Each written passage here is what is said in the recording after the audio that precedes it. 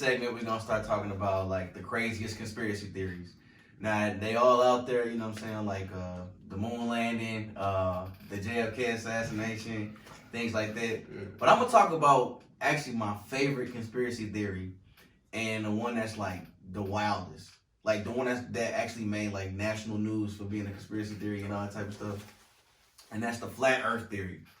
So basically, there's a theory going on. There's even a society, like Flat Earth Society, where they like truly believe like they're being lied to by the elites and the media, which they lie to us a lot. Essentially, the theory is saying that the world is kind of shaped like a disc. We're up and down, but you're just on like a flat disc or whatever. And north is actually the middle of that disc at the very center. So wherever you are, it always points to that point. And east and west are not in the same kind of way you would think of like on a globe. East and west go around the disc, right? So east, west that way, east that way. Yeah.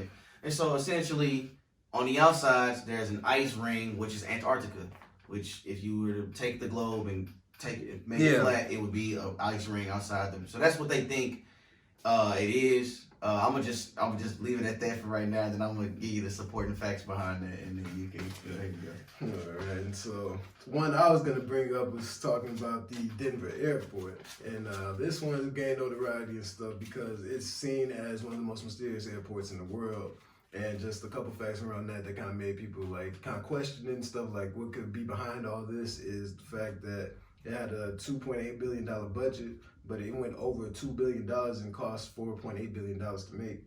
And people have surmised this to be a underground bunker for global elite billionaires, politicians, celebrities, or they figured, like just another theory, they thought it could be a FEMA concentration camp for future use in case stuff hits the fan, some martial law, this and that. But it's they believe it to be like there's many different ones thrown out because of the things that it contains there, such as a dedication stone that has a Freemason emblem on it. They have a statue outside of the airport. When you drive, you can see it's a blue Mustang statue that has glowing red eyes. That people have kind of seen that as to be cursed and representing the fourth horse of apocalypse, death, and coming from the Book of Revelation. Things they say that could be lining up thinking about that what that horse represents. And it's distinguished by its blue sculpture with the glowing red eyes that you can kind of stand out at night and stuff. And many of it began to link it being cursed because it killed the sculptor falling over and severing one of its arteries. And so it's one of those things where like it's some wild stuff because they think it could be an underground network in New World Order command bunkers and things of that nature. And like there's a story about the airport construction worker where airport construction worker said some crazy stuff as well. But I can't get back to this stuff. Like, all right. So that's wild. But as far as the flat Earth goes, there's like a few big things of evidence that they use. They use like evidence of like which is true, which makes it intriguing. Like when you actually think about it, whenever you like go to Google and you type in images of the Earth, you only see one actual photograph of the Earth, and then the rest of them are just a bunch of composite images, fake computer generated images that you can obviously tell that was done on Photoshop or something, right? And which is beyond me because if you think about it, like okay, why not? They should be taking pictures of the Earth all the time, like consistently. Just I did not know that. Taking a picture there. There's only one. It's the famous blue marble photo or whatever, but all the rest of them are just CGI images. Anyway, another one they say is like the Earth curvature or whatever. When how when you're on the beach or you at a river or whatever, and you see a boat going away from you, the boat goes under the curve, right? Well, we found out that's not necessarily true because when you use a telescope or you use like some strong binoculars or whatever, you see the boat appear back in front of your face. So they use that as like saying, okay, if the curvature of the Earth is 8 inches per mile squared, if by the time you get like 5 to 6 miles away, we should not be able to see you anymore.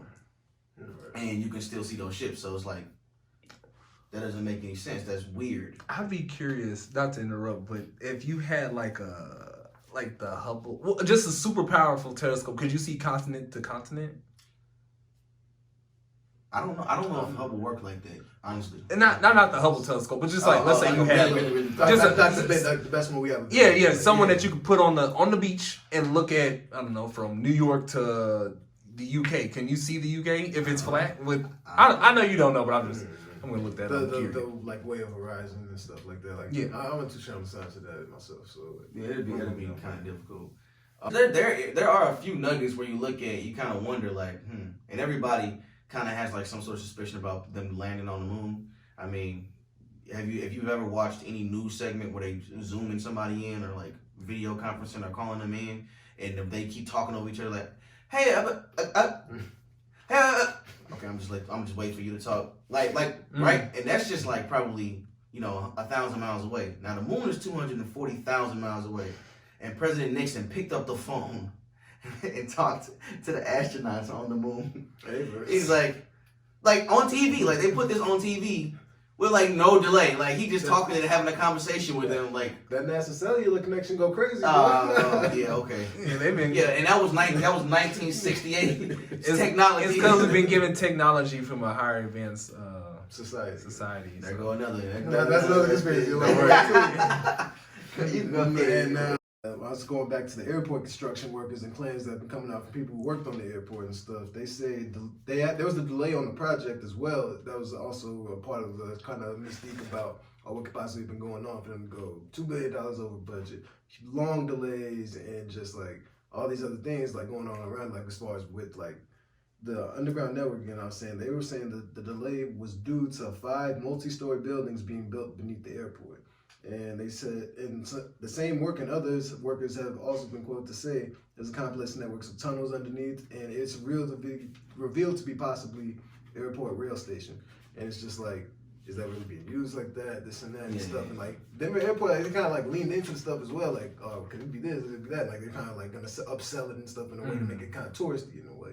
As far as just with the mystique of it, so it could be like a source of cover for him as well, this and that. But there's also murals within the building that have just like connotations of Freemasonry and stuff. And like I mentioned, the dedication stone, it's linked to Freemasonry due to the emblem on there as well. But like the commemorance date on it adds up to 33, which is also the highest level of rank within the Freemasonry. And so that's something people kind of grabbed onto as well. And just the murals inside, going back to that, was they have ones of peace and harmony with nature and addressing the destruction of the environment, which is also something about like, it kind of ties into Freemasonry. It also dips into like alien kind of views and stuff like that, going back to other like conspiracy it might link and lead to as well, because like there have been similar messages coming from like things of that nature. But you look at that and then it's just like they paint it back to the Illuminati and just like the New World Order, like kind of what they would say about things of that nature. And so I think it's got some colliding interest as well along the way, but at the same time, like it's a lot out there and people really don't know a lot of the stuff behind it.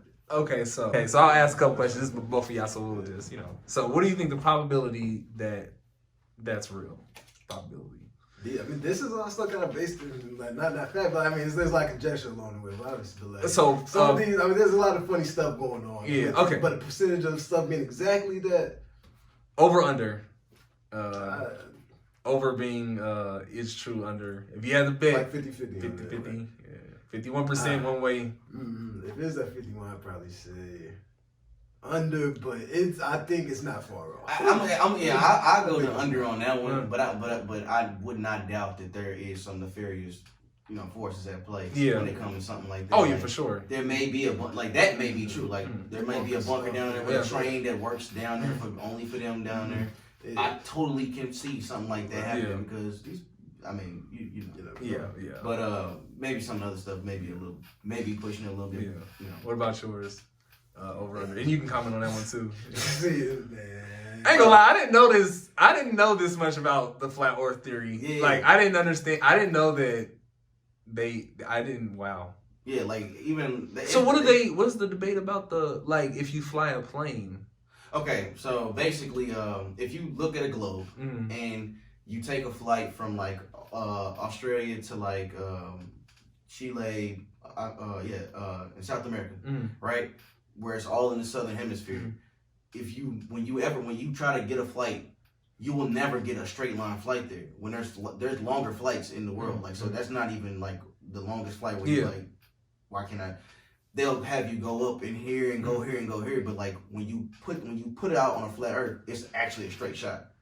But when you're on a globe, it looks like you're going all the way up in here into Europe and then coming down here and then it's like whoa. But it's basically like you go there and then you stop in Europe and then you go there and like because it's basically a straight line, but you have to be on a flat map to see the actual flight path.